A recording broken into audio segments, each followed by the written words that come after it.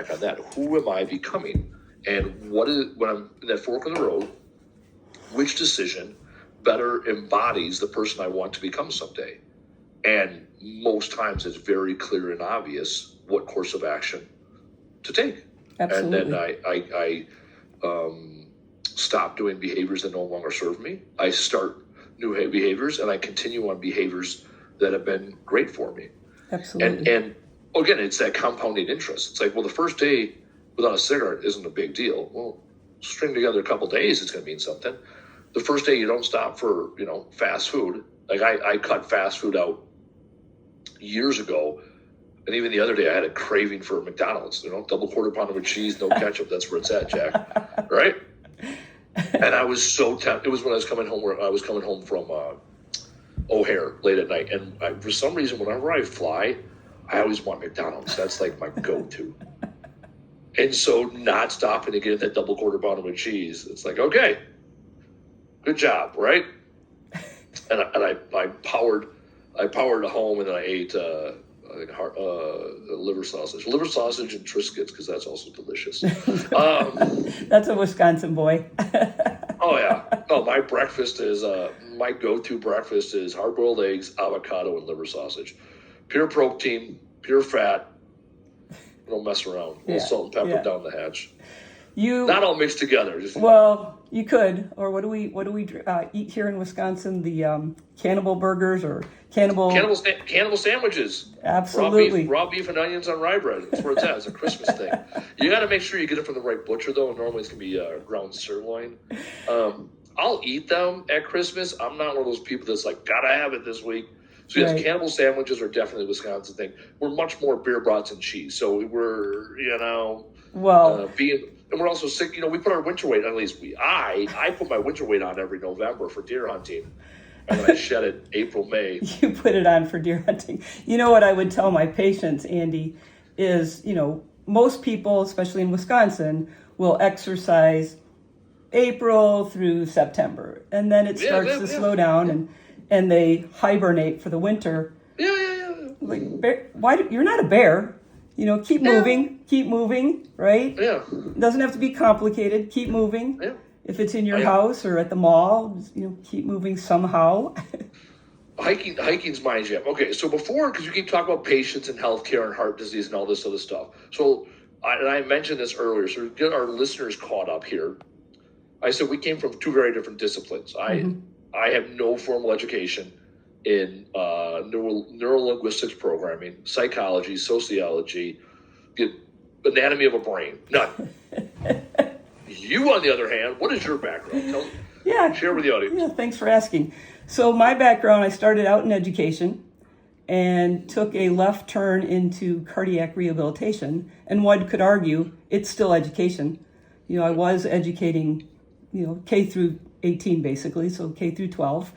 And went and got my master's degree in clinical exercise physiology with a focus in cardiac rehab. So working with patients who, and in Wisconsin we have a lot, who have heart disease, had a heart attack, bypass surgery, had a stent placed in, and then they came to cardiac rehab. Spent up to 3 months with us, 3 times a week, working on learning, education, behavioral change, exercise, and then out they went, hopefully not to return. And when, not if, when they follow the plan, their likelihood of coming back is decreased tremendously. So I've been doing that for a very, very long time as a clinical exercise physiologist, and then up the ranks to leadership roles, continuing in the path of learning. I love to learn.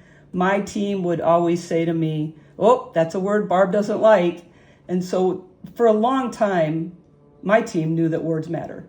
It was words matter, words matter, words matter, obsessively with them. And when you work with your patients and you're aware again, when you're aware of your words, not only are you aware of your own, you're aware as you are of everyone else's around you. And when you hear them and their limiting beliefs and why they're unable to reach different milestones or goals, it all starts with their words. Yeah, no, I love that. So this is how our two worlds have combined. You came from a much more, maybe an educated standpoint. You talk about words that Barb does not like. I call them words that get me twitchy. I get I get twitchy. So the recent tagline I've come up with for what I'm doing as I'm really shaping and molding what it is I provide the world, it is enhanced communication through simplification. Because when people say things, like I said earlier, like, hey, let's stay in touch, or hey, let's go get a drink, and then there's no action or follow through, you become an untrustworthy individual. And all of a sudden it's like, well, what else are you not being upfront and honest with? Versus saying the thing, ripping the Band-Aid off. Forget the fucking PC world and no. Say the thing, do the thing, right? My 3-step methodology to life. Do the fucking thing, tell the fucking world, show the fuck up. And I say it like that because I want it to slap. I want people to be mildly offended because I'm also risking that they might actually get excited. They might actually start believing in themselves when they have an emotional reaction and then respond accordingly to the situation versus, an emotional reaction to the stimulus. The stimulus is the words I say. The situation is the bullshit you keep telling yourself. So what the hell does this have to do with business, Barb? What the hell? Wow. I look at it as, where do you want to go and how are you going to get there? And it starts with your thoughts. It starts with your words. It starts with our language. And when I say language, it's what I think, what I say, and what I write. And all three of those are very powerful. What do we learn in school? Spelling and grammar. Yep. So it has everything to do with business. Is set your goal. What do they say? If you want to see where you're going, look forward, not backwards. And write it down. Where do I want to go? How do I want to get there? And look at what you wrote down. Vision statements. Every month, I commend my girlfriend for this. Every month, my girlfriend, she has a whiteboard right behind her in her office, and she writes down every single month all the things she's going to accomplish. She writes them down in dry erase marker, and she crosses them off when they're done. Drives me mad because it's done. We take it off the board. I'm an operations guy. I want less clutter. I want right? And yet every month she puts up all the things that are important and she crosses them off as they go. And the other day was the 29th of April, and she did the thing that she was dragging her feet on. Oh, no, 30th. It was the 30th. It was last Wednesday. She was dragging her feet on something that I thought was like the simplest thing on the list. And yet she's like, I got it done this month. And she crossed it off. And then on May 1st, she went over her list. She completely erased everything, done or not done. She erased it, and she started a new list. Because it might have been a priority on April 1st, and by April 30th, it may not a hill beans. So it's better to start with 50 things and get 40 done than start with no things and get 10 done. Absolutely. And so, yes, it comes down to as simple as the words you put out in front of yourself. As you were speaking there, I was thinking about a jelly roll, and he was, what he said was, there's a windshield is a lot bigger than a rear view mirror, right? And it's like, what a great line that is, and it's so absolutely true. Right. It's like, what are you focused on? I was talking to somebody yesterday. Yeah, that's what it was. So I'm here at Waste Expo in Vegas, and I got talking to this guy at the welcome ceremonies. And I said, there's three places to live in this world: the past, the present, or the future. And a lot of people live in the past. Others live in the future, and very few people live in the present. And the present is the best place to live because it's the only place you have control over. And now, okay, so we can all agree that the present is the best place to live. And then is it better to live in the past or the future? Well, by far it's better to live in the future. And then say, well, why are so many people living in the past then? Well, because it's comfortable. It's known. It's qualifiable. Versus focusing on the future. And so one methodology I teach people to shift their brain, and you started talking about this earlier, is the reflect. So in the present, intentionally reflect on your past. Not dwell, not live there, but intentionally reflect on your past.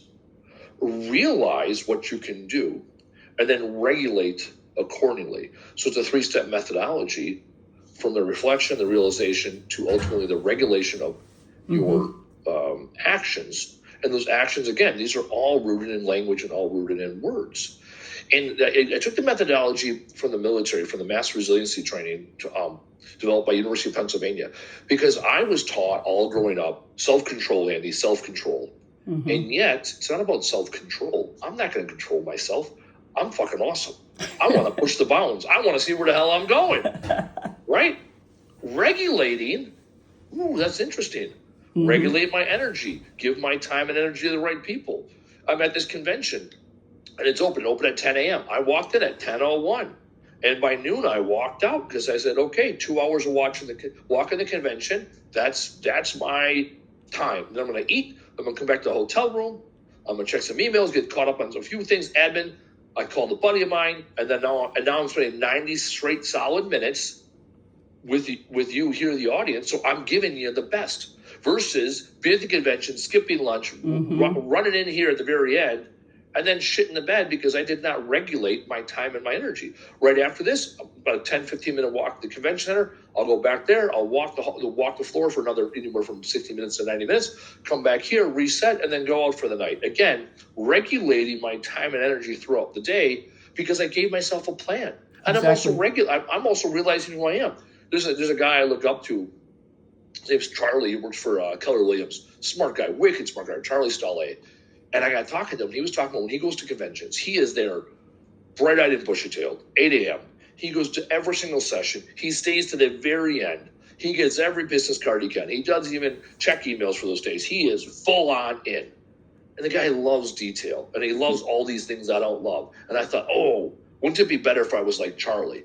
And then I did it one time. I go, this ain't me. I'm the fuck over it, right? Because when I walked in today, the first 100 feet I walked in, I ran into 2 people I knew in the past. I made 4 or 5 great connections in the 2 hours I walked. And then I'm going to go walk and make another 4 or 5. We're leaving here with anywhere between 15 and 30 connections after 3 days. It's perfect. That's what works for me. Versus 100 connections and a bunch of classes that I sit in that I'm going to do nothing about. Because I feel the obligation. I should be doing those things. I should be more like Charlie. It's like, no, I'm going to be Andy. I was going to say, be Andy. Andy's fucking great. Well, and it's taken a lot of work through the years to reflect and say, okay, I'm not anybody other than Andy. So let's focus on that. Yeah, I agree with you. I'm working on a TED Talk, and one of the things that was percolating in my head is, Diana Nyad, Simon Sinek, Brene Brown. You're not any of those. Nope. Who cares? You're Barbie. That ain't you. You're Barbie, and you're going to do a Barbie TED Talk on whatever it is that you're working on, and that's what it is. And oftentimes, Andy, people do strive to be someone they're not, and that's where we get in trouble. It could be a business owner. I want to be like that particular business owner, when you could be a far better business owner if you simply were yourself. Yep. Which I fully be you. Yeah, be you. I do want to say, I read it in your book, and it's a great quote. It was Dr. Bill Crawford's quote. 3 things we must do. We must be born, we must die, and in between we must live.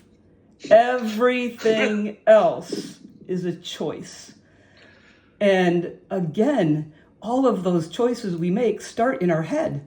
And the thoughts that are swirling, and there's 70 to 80,000 thoughts going in our head from the moment we wake up to the moment we lay our head back on that bed. About 70% of those thoughts are negative.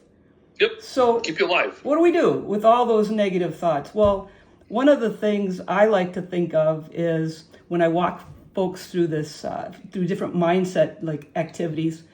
Imagine, Andy, if I hand you a jar of marbles and I say, Andy, walk down over to your laundry room and open that dryer door and throw those marbles into the dryer and push on. What do you feel? What do you sense? It's loud, it's chaos, it's noisy. Well, those marbles are analogous to all of the negative thoughts going in and out of our heads. Well, at any time, you can go press off on that dryer and take those marbles out. Just like in our heads, at any point, those negative thoughts, we could take them out. And what I like to say is, when you think it, ink it. So if it's a negative thought, write it down. Look at it. Is there something you can do about it? do it. If there's not, here's where we get in trouble. It's already out of your head. Why are you putting it back in? Yep. And so to me, that's a really great activity. My mother was having some different tests a couple weeks ago. She had her tests and she was wrapped around her little axle worrying about all these tests from the moment she had it to the 2 days when she got her results. And I kept saying, Mom, is there anything you can do about it between right now and when you get that report? Well, no. And what did I keep hearing? Well, what if, and all of these. And I said, Mom, I use a little Andyism. When you get the results, we will make a decision as to what to do next. And of course, it happened as I thought, because even her physician said the likelihood of it being, this negative outcome was not. What does she hear and what does she dwell on? This horrible, horrible thing. And when it all came to conclusion and it was not that, I said, now look, Mom, you just spent 2 days with elevated heart rates, blood pressures, anxiety, and look where it is. Nothing different. Got you nowhere real quick. Yeah, exactly. Got you nowhere real quick. So I love the Bill Crawford. I love that quote because it is true. Our life is all dictated by the choices we make throughout the day. And to your... Yeah. Oh, guys, go ahead. I would say, what you're talking about there with the, controllables versus uncontrollables. In my book, there's that chart that shows, can you do something about it? Yes. Do the thing. Yeah. No. Then why are we worried? Don't worry. Like there's... Yeah. And again, when we're feeling stressed, feeling under pressure, hungry, angry, lonely, tired, when we're not ourselves, as a Snickers commercial will say, we are more susceptible to using that lower lizard brain of ours that's not thinking clear and creative and confidently. And it's no different than business, right? When you're feeling the pressures of business, all of a sudden you start using parts of your brain that do not serve you. You allow those marbles to rattle around. What I really liked about that analogy too is the more I study words, the more I am conscious of my the words I use, as you said, the more conscious I hear it in other people. And all of a sudden it's like, well, I can hear your marbles rattling around. Right. Because they're coming out. You said, right, it's 70 to 80,000 thoughts a day, or words governed by thoughts, 7,000 spoken words a day. The words you put in your head, that's what's coming out of your mouth. When I hear people say like, oh, that's not what I meant, it's like, oh, no, that's exactly what you meant, because that's what you said. And when you're retreating, it's because the truth came out. It's like it slipped through the bullshit filter and it came out. The other thing you said earlier that I got excited about when it comes to spelling and grammar. I've heard this before. My brother said this to me years ago. I heard it again a couple weeks ago in Miami. I was speaking at a waste conference. And the first person that came on was a Native American, and he was doing the blessing, the prayer for the summit, which I thought was quite interesting. They also did the, we're standing on Native American lands and whatever that is, that thing, which I was really, I had heard about it. I'd never seen it. And I thought this is kind of hokey and dumb and righteous. And then when they actually took the time to explain whose land and what types of people were here before Europeans, I actually leaned into it a little bit. I really enjoyed it. Anyhow, I digress. The gentleman got up and he did the prayer. It was very good. And then afterwards, him and I got talking because, again, he's coming from a completely different perspective than I am, and we arrived at the same conclusion. And he used the word, what he said about spelling, that English speakers use that word spelling and how we put together words with letters. And we also have spells. And that's merely what we're doing. Exactly. This is that where the manifestation hits reality. And in business, this is hey, we are going this route. We have this goal. Here are the milestones to take versus I don't have time for this. I'm never going to get there. I can't scale. When I'm ready, right? Those are spells. When I'm ready. You'll never be ready. Right? You and I talked. You'll never be able to afford it. Yeah, or when the time is right. People say it's that never right. In the gym all the time. I'll join the CrossFit gym when I'm more fit. How about you join the CrossFit to get fit? There's a lot of examples like that. You and I spoke about abracadabra, and when we were having coffee, and it's a universal word. I could go to Greece, I could go to Paris, and I can say abracadabra, and most people will say, magic. It's Aramaic, and it means, with my words, I create. Or, with my words, I influence.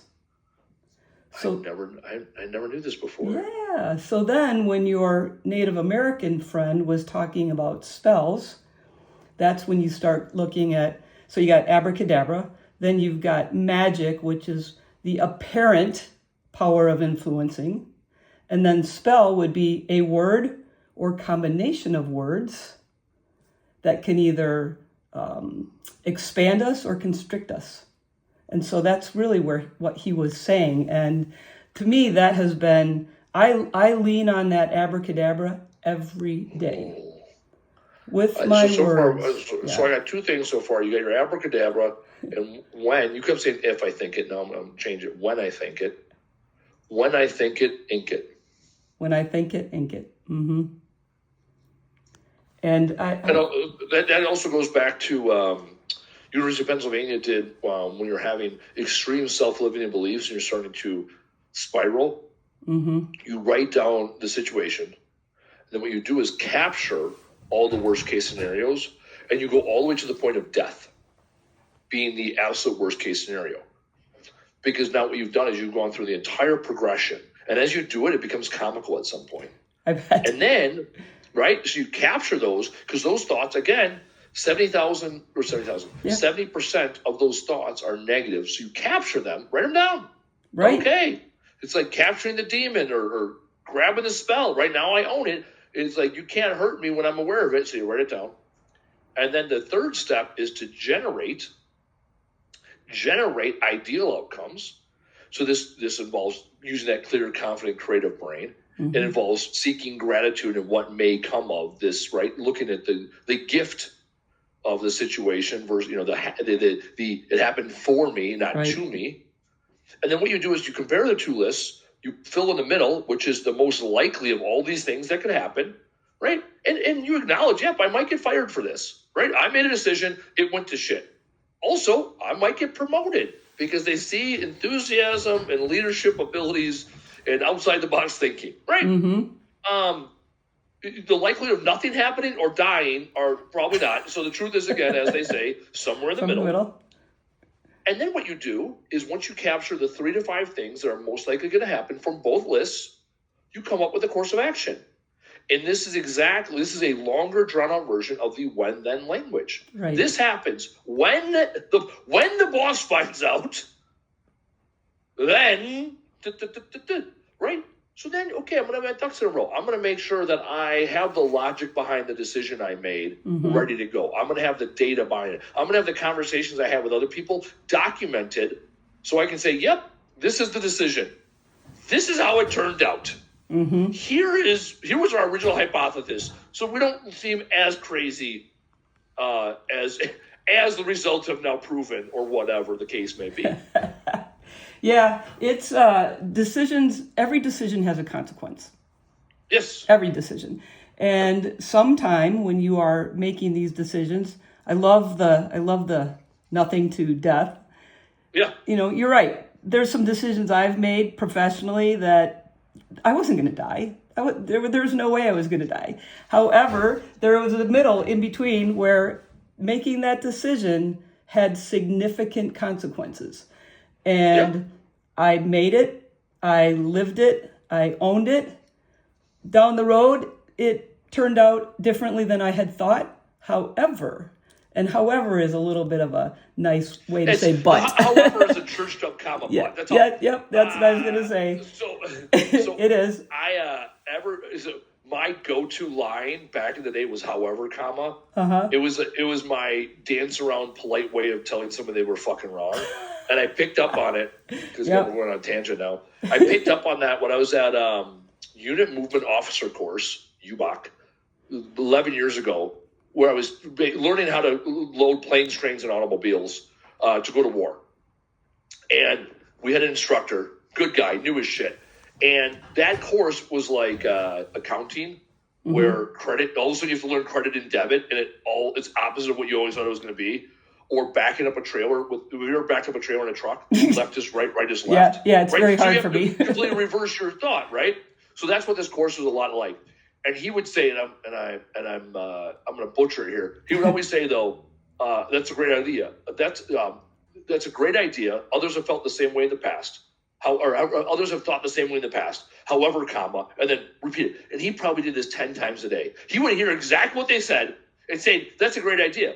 And other people have thought the same way in the past. However, comma, and then just verbally assault them how they're wrong. So yes, however, comma is a churched up comma but. Sure is. Sure is.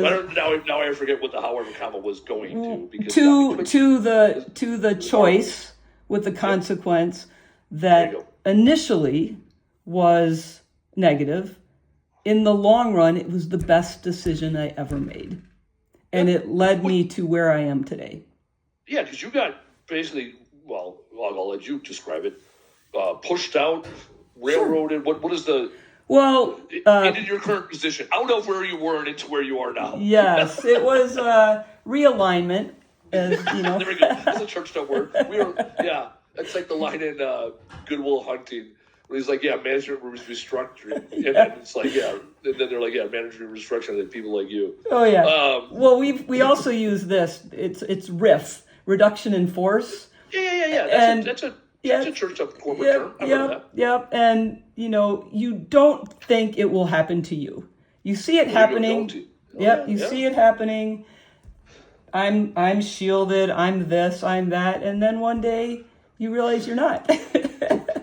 You ain't that special. And your job ain't that important. Exactly. The good news is, back to your Dr. Bill Crawford, I had some choices. And I could go left or I could go right. And the first thing I did was head to Ireland for an eat, pray, drink, love, whatever you want to call it. 2 weeks of by myself, traveling Ireland, and all of the things though that I did, Andy, and this to me is what helps people be successful in business, is even when I was doing something outside of my sort of norm of cardiac rehabilitation, I stayed incredibly connected. And my community became more and more expansive when I was no longer in that field. So when my position was terminated, I'm walking through a vendor, I'm walking through the exhibit hall, someone sees me and says, "Hey, I didn't know you were looking for a job. I'd have hired you." And my response was, I don't think I would be wanting to work there. I wasn't even convinced I'd work back in cardiac rehab again. And then this sentence came. "Hey, Barb, I know this guy, and he started a virtual cardiac rehab platform. He's brilliant, he's techie, he needs someone clinical. You two should meet." And like you and I were talking, okay, you two should meet. Well, you know what? If I want to meet, then I was all over that person. Hey, when are you gonna, when are we gonna have that meeting? I continued to do that. We had that meeting May 19th of 2019, and July 1 of 2019, I was working. And to this day, I have said it was the best thing that ever happened to me. Why did it happen to me? Because I laid the path to allow that to happen. So continued to keep my network, so when people talk about starting new businesses and you may be going down this path, all of those people that you've been connected to have something or could have something of great value as you're sort of going through that path. And bridges, you talked about bridges earlier. Bridges need to remain bridges. Now, could there be an opportunity where that bridge has to, it's a bridge to nowhere and you're not going that way? Possibly. Likely. There's some bridges worth burning. Yeah. And that's not all of them. Actually, so right as I walked from the convention center today, I ran into this guy. Never met him in real life. He works for a company that we used to be a vendor for. And we shit the bed on a few projects. This was years ago when we were doing something outside of our normal scope. And we shit the bed on a few projects. And they weren't great to work with either. So I walked up to him. I said, hey, I looked for you last year. We've never met. He goes, oh, I know you are. Hey, how you doing, Andy? I go, hey, I want to let you know that we shit the bed on some of those projects, And he sent me a few off-copy emails directly and let me know exactly what he thought about me and my business and my mother and everything in between, in the heat of the battle. And he goes, no, you guys were pretty good. He goes, that's how I am, first off. He goes, no, we would love to have you guys back as a vendor. And I'm like, nah, we're good, right? And it's okay, the bridge is open. Yeah. And again, now, year and some change later, after the dust settled, it's like, oh, the bridge is still open. And in my head, I thought this guy was going to choke me out. It's like, no, he was just pissed off, and it was a project that went to shit, and there's other variables, and it was never personal. It's a professional relationship, and so that idea that when things change in your life doesn't mean all the people change. Exactly. I talked about I had a phone call right before my last podcast. It was the old co-host I had at this podcast, Casey Bubba Lawrence. I've been doing the podcast now almost a year solo. It was June of last year that I went on my own, and he called to catch up. We're still buddies. We still talk. And he got out of business ownership, and he was doing consulting work, and then he got employed, and it no longer made sense for him to be on the podcast. And he's like, man, he goes, ever since I got a job, now people are approaching me, to possibly run their businesses or, start a new business. And he's like, it's like the same people, and yet they see me in a different light. And now all he also sees is he's meeting new people, so now he's got a new network, and he's talking, and they're like, what'd you do before this? He's like, oh, I owned a business. Like, oh, that's why you say the things you say. And it's that constant reminder for us. I continually hear self-limiting beliefs. People like, well, I haven't run a business before. It's like, okay, have you ever, spent money in a bank account and a checking account? It's like, yeah, it's the same thing. When it comes to business checking and bank, don't spend more than you make. Right? Have you ever had a job where someone set expectations and you performed them and got paid for it? Yep. That's your relationship with your customers. Like, you've done all the things in some way, shape, or form. You've met a lot of the people. Once you announce to the world, put that spell out there, the abracadabra of who you are and the next milestone of where you're going, people will support you. They'll rally behind you. And this isn't this manifestation. It's like, if you say it loud enough, the heavens will open. And no, it's like, say what you're going to do, and also be very conscious. We said from the top, right? You're 42% more likely to achieve your goal when you write it down. You're actually less likely to achieve major goals when you tell people about them, because you're constantly giving yourself dopamine hits that you did not actually earn. You are more likely to hit your goals when you have an accountability partner, right? And you tell them what your next milestone is. And I learned that. So I talked about in my last show earlier today, my experience Andy Weins Live, that there are things that I did in the past and said in the past were wrong. I used to tell all people about my BHAG, my big, hairy, audacious goals. And what I was doing was giving myself credit for shit I hadn't actually earned, worked towards, got. And so it's very important that when you put the spells out in this world, talk about either what you've done or talk about what you're already doing and you're doing next. And have people hold you accountable. Remember, you and I, we said, let's have lunch. Okay. You said, hey, let's get on the podcast. I said, okay. I sent you an email instantly. All right, Barb, balls in your court. Here's Taylor's information. Make it fucking happen, right? Abracadabra. Abracadabra. And here we are. Yeah. How long, Andy, have you been fascinated with words? So I read your book. So your military experience. Like when, I thought you wrote it in the book somewhere, but somewhere along the line, you had a little shift in how you think. So, a couple things that are interesting. In high school, senior year, we had morning announcements, old school, over the PA, That little thing, ding, ding, ding, ding. Yeah. This is the principal speaking, blah, blah, blah, like right before third period.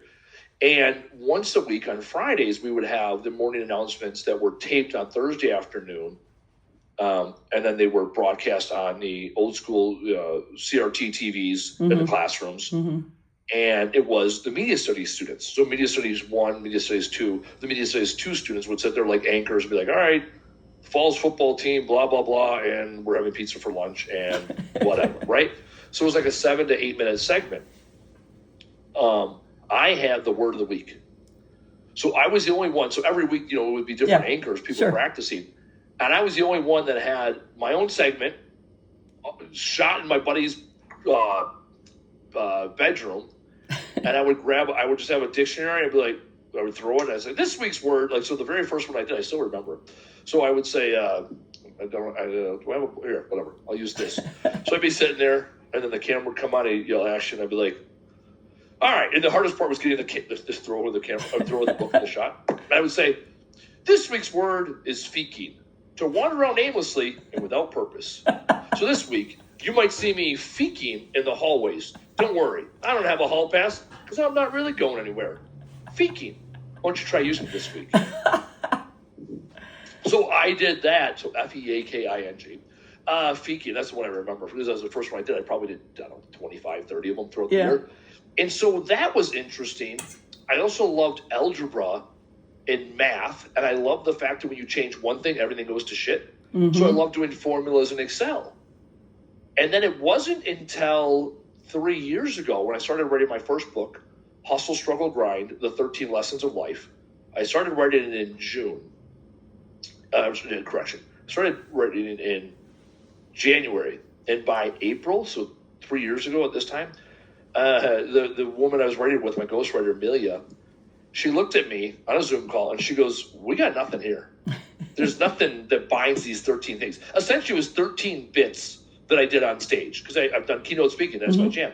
And I liken it to like a comedian that takes his best 13 bits and writes a book. And there's nothing succinct. Like they're all independently fine, and they don't translate well in the book, and they don't tell a story. They're just these bits. It's like, and I was really convincing her and myself that these all put together. No, it's one of those like when you have to like how do I say?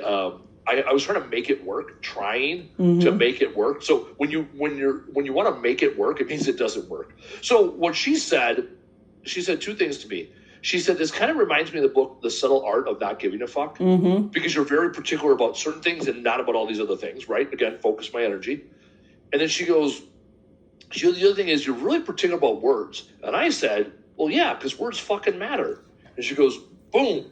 There's your book. That's our thought leadership, right? Let's write that book. So I failed at writing Hustle, Struggle, and Grind, and I succeeded at writing Words Fucking Matter. It wasn't until September that I met Dr. Bill Crawford. And so in book writing terms, I had already wrote the outline. I'd already was 3/4 the way through the writing the manuscript. I was going to finish the manuscript by October, November. And all of a sudden I meet Bill Crawford, and I was like, oh, wait, here's the science behind all this bullshit that I'm spitting. I had some things I was reaching out, and I didn't have that that's it. And so I met him in September. I interviewed him in October, November, and I pushed the book back like another 2 or 3 months because I'm like, this is the good stuff. And so again, I started off on this journey, and I failed way more times than I succeeded. And yet I won. It's like I never won a major battle, and yet the war was mine for the taking. Absolutely. And so in that regard, setting off and this obsession that I have now with words was not there.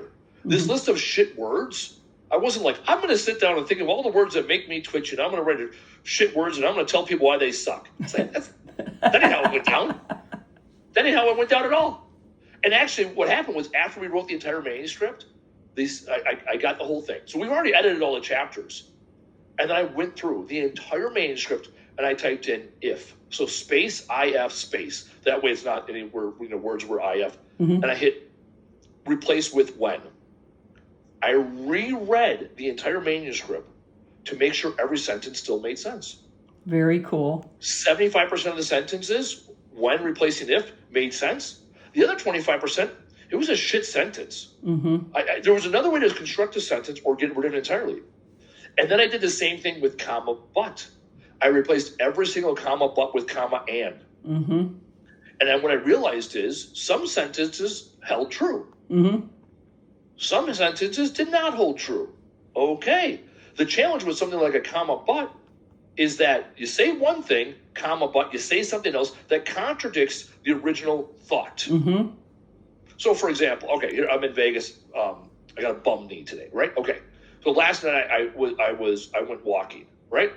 And I went walking, and okay, it was a mile from the Bellagio up to the taco joint that I wanted to go to, which is across the street from the hotel I'm at, right? So I can say I want to walk this mile, but my knee is bothering me. Mm-hmm. Okay.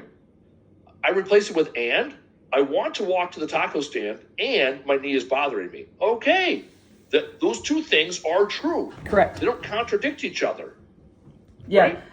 Versus saying, I want to walk the taco stand, right? But I am unable to. Mm-hmm. Right? Well, it's like, well, hold on. Okay, you want to, but you're unable. In the and now we have, okay, so which is true? Are you walking on a bum knee or not? Or I can't. Mm-hmm. I can't, right? So I could. And it was a long walk, and this morning I was like, oh, I don't know if that was the right choice. Uber probably would have been better. Tacos were on point. Tacos were delicious. Worth it.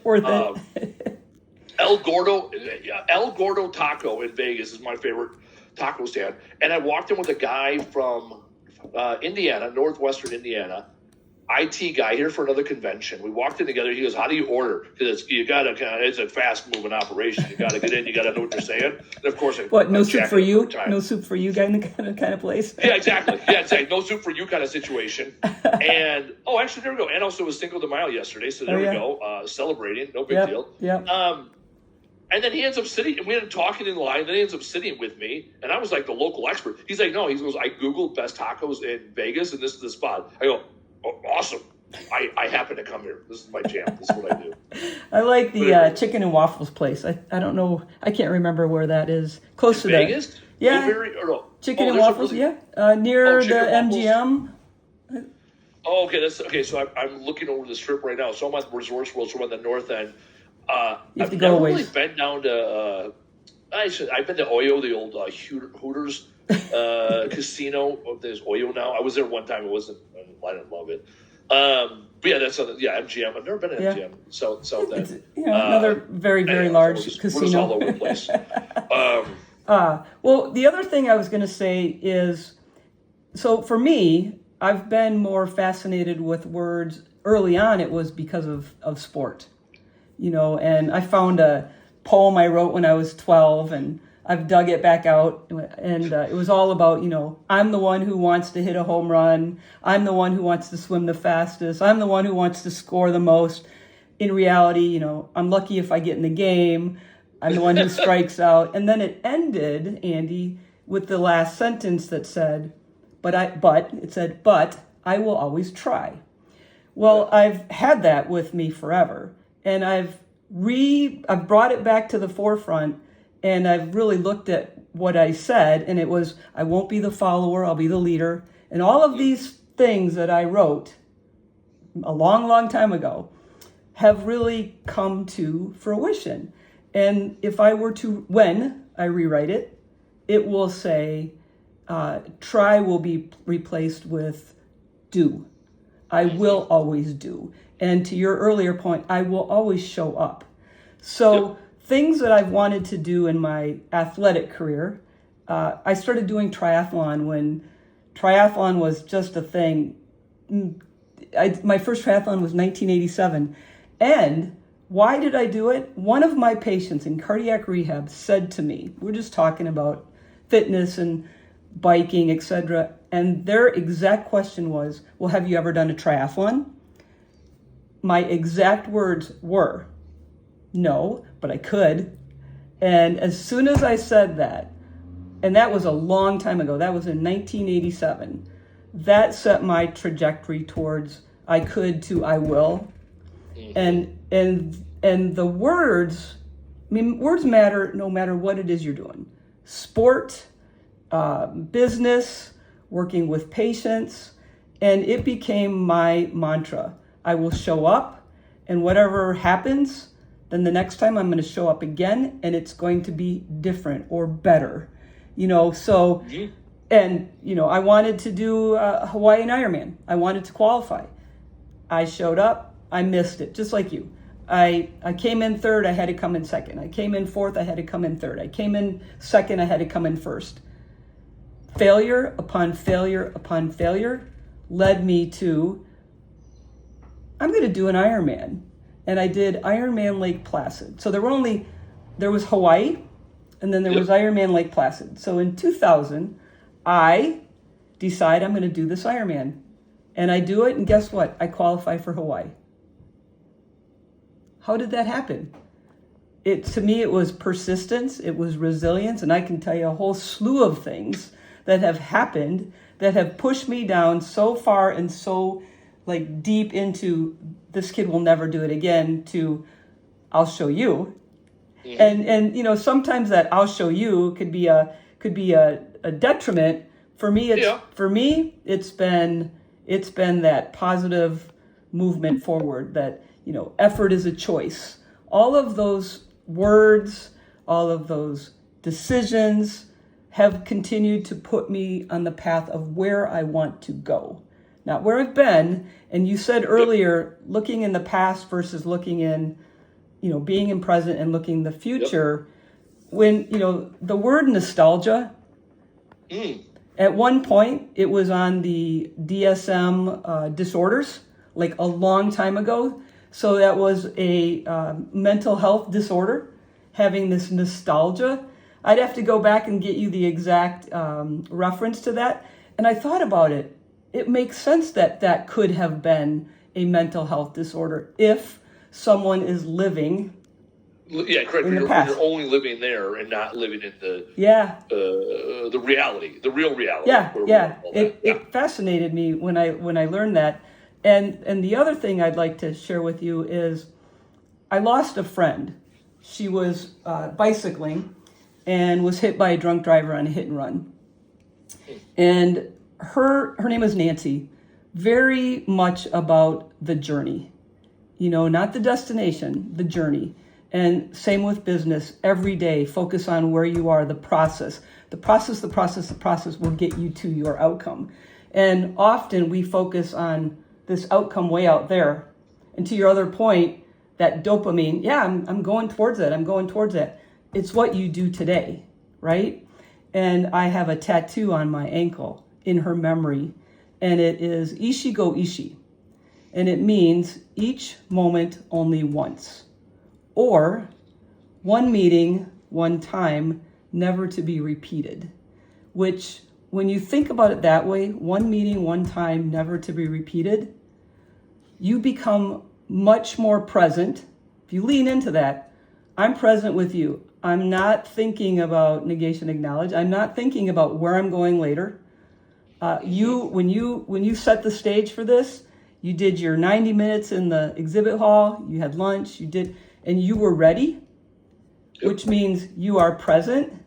One meeting, one time, never to be repeated. Now we could watch the video. Still, one meeting, one time. So Ishi go Ishi. Each moment only once. And that focuses on your present moment. When I was climbing that mountain last year at 29029, I worked very hard on the words I was using. So the day I was to climb the mountain, it was out in the future, and I worked to avoid the word I can't, or the sentence, I can't wait until that day. It was more, I'm excited for that day to come, but I was, what is today? What is today that's going to get me to that mountain? Because I don't want to can't wait my life away. I want to live in the now. I love that. I've often struggled with that when I can't wait for this thing to happen. And I really have struggled with that exact thing, okay, because I eliminated the word can't. Mm-hmm. So, yeah, correct. And that's also like when you say, you know, missing, right? I miss you, or I miss this. Because that's, so I miss is the past version of I can't wait. You know, there's a future version of that, not embracing the current present moment as the most important moment. Mm-hmm. I started, Andy, a daily habit. I started it January 1, and I've held it through all the way to, what are we, May 6th? And it is a memorable moment. I have it in my calendar, like you and I talked, it's in my calendar, so every single day, I have at least one, oftentimes I have more, and it's a memorable moment. At the end of each month, I do a little bit of I use my friend ChatGPT. I feed every memorable moment that I had that previous month, and it writes a whole story or a theme of my month. Why am I doing it? Because just like I shared earlier, I don't want to all of a sudden wake up one day and say, what the hell happened in my life? And even in a week, if you're writing down these memorable moments, you'll and when you look for it, you will find it. At the end of the day, right? If you are consciously, from the moment you wake up, you are becoming aware of all the things that are happening around you. It might be a smile when you walk into your office from your admin person. It may be you ran into a friend at the exhibit hall and you had that conversation. Write it down. Remember, when you think it, ink it. Yep. And I can go back now. I have 4 months, and I go back and I read these. It fills my heart. And all of those little things, some might be very tiny, some might be big. If I'm not consciously looking for it and then writing it down, I miss it. And because you're doing this habit ritualistically, you are now also pre-programming your brain to look for things to write down this month. And that, again, the episode title is going to be, when you think it, ink it, because that is a best practice. And to start to wrap up the show here, it is no different than with business. Last story, we had a new employee, or he's going to be a new employee. He graduates high school in a month. And the first thing that came out of our guys' heads are, he's not going to be able to be a crew chief because he can't be a driver. So you have to have 3 years of driving experience. Right. And I go, guys, stop thinking about what he can't do. What can he do? We got an 18-year-old kid, fresh out of high school. They're teaching AI in high school now, right? So he's going to take to that. Like, what can he do that does not involve, driving a vehicle within our company? He's a smart kid. I met him when he interviewed. He goes, I'm looking for a place to start my career, and I don't want to go into college. I was like, okay, very smart, very capable. So it was very much like, okay, let's not focus on the can't. Let's focus on the can. What does this individual bring to us that's going to allow us to grow with him? And also they're like, oh, yeah, I didn't think about that. It's like, So what can this person do? So again, shift in mindset, spells, think it, ink it, all the beautiful things. Let's get to the big finish. What has been your memorable moment? I normally say top takeaway. What has been your memorable moment over the last 60 minutes of our conversation? First memorable moment is when you said we're live. Because I wanted to do this and we made it happen. And I love that. And I love there's lots of memorable moments. I'll sit down and I'll write them all when we're off air. And what I love about this interaction, Andy, is how you started out. We've come from very different backgrounds. I often say we are far more alike than we are different, just humanity.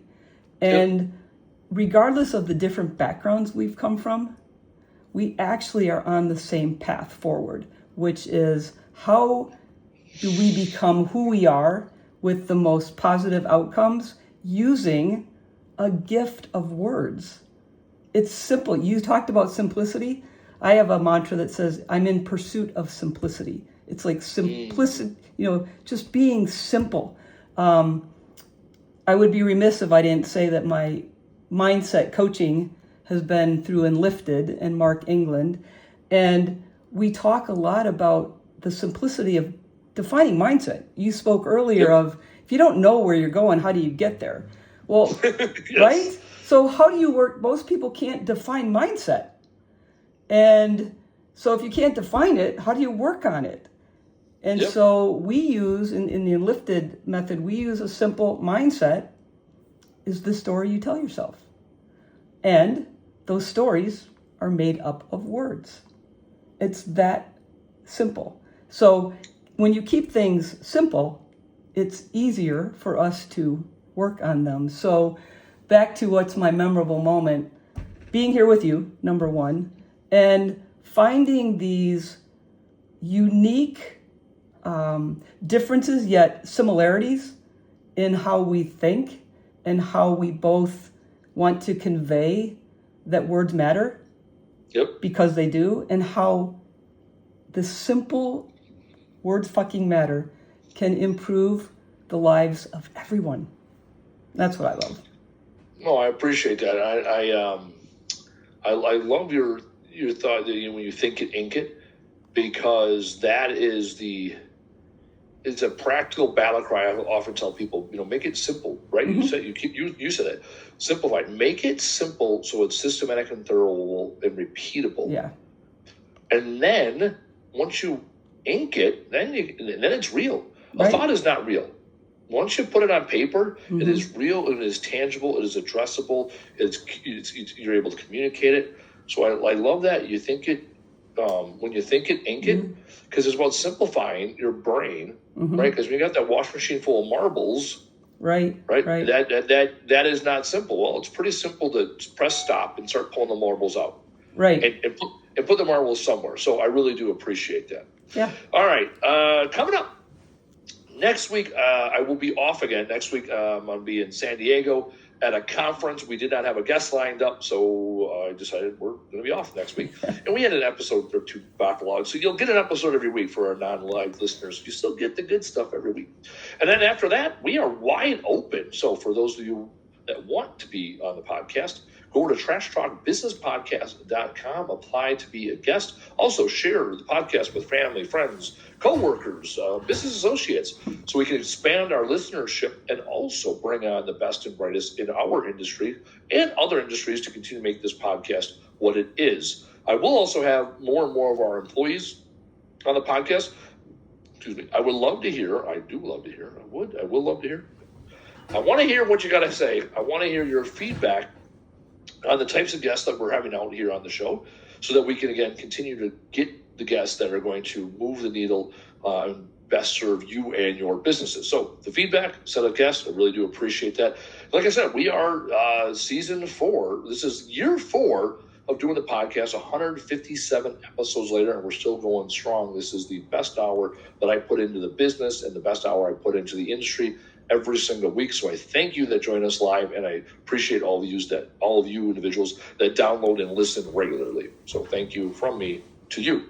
On behalf of Taylor, our producer, Barb, our guest, I'm Andy Weins, and this has been another amazing episode of the Trash Talk Business Podcast. We will see you next week. Thanks, Andy. Bye now. Bye-bye.